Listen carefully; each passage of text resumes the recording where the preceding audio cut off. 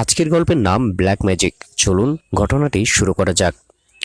ঘটনাটা আমার এক দূর সম্পর্কের আত্মীয়ের কাছ থেকে শোনা, যাকে নিয়ে ঘটনা। তার নাম আসাদ। ঘটনাটা এরকম: আসাদ 1971 সালে মুক্তিযুদ্ধ চলাকালীন সময়ে বরিশালের কোনো এক স্থানে সরকারি চাকরিজীবী ছিলেন।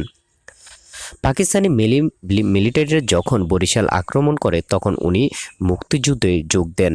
বরিশালের বাবুগঞ্জ নামক জায়গায় এক ক্যাম্পে তিনি প্রশিক্ষণ নেন। ওই সময়ে এক রাতে তিনি প্রাকৃতিক কাজে ক্যাম্পের পাশে জঙ্গলে যান আর ভুলবশত একটি পুরনো কবরের উপরে বসে পড়েন।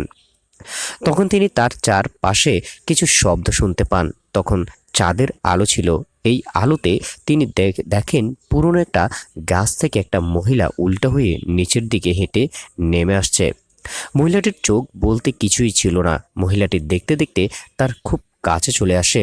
তিনি কি করবেন কিছুই বুঝতে পারছিলেন না, এমনকি দৌড় দেওয়ার শক্তিও হারিয়ে ফেলেছিলেন। তখন তিনি দেখেন মহিলাটির মাথা ফাটা, আর ফাটা জায়গা থেকে রক্ত ঝরছে। কিছু রক্ত কাপড়ে লেগে আছে আর চুলগুলো এলোমেলো। মহিলাটি ওনাকে ধরার জন্য হাত বাড়ালেন। তিনি দৌড় দেন। কিছু সময় পর তিনি পিছে তাকে দেখে যে কয়েকটি অনেক বড় আকারের শূকর তার দিকে দৌড়ে আসছে। এটা দেখে তিনি আরও জোরে ভয়ে দৌড় দেন এবং একটা গাছের সাথে বাড়ি খেয়ে অজ্ঞান হয়ে যান। ক্যাম্পে ফিরতে না দেখে তার সঙ্গীরা তাকে খুঁজতে বের হয় এবং জঙ্গলের পাশে পায়। তার শরীরে কোনো কাপড় ছিল না এবং বিভিন্ন স্থানে লাল দাগ দেখা যায়। তার অবস্থা বেশি ভালো ছিল না। আর তার কিছুদিন পর তাকে তার গ্রামে পাঠিয়ে দেওয়া হয়। তখন যুদ্ধ শেষ হয়ে গিয়েছিল।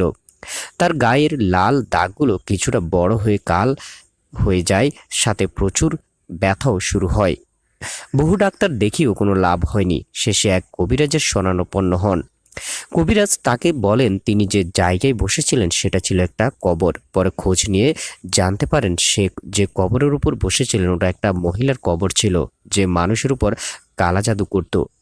গ্রামের সবাই মিলে একদিন ওই মহিলাকে লাঠি পেটা করে এবং উনি মারা যান। সবাই মিলে ওনাকে জঙ্গলে কবর দিয়ে রাখেন। এরপর থেকে অনেকের রাতে জঙ্গলে ওই মহিলাকে দেখতে পেত।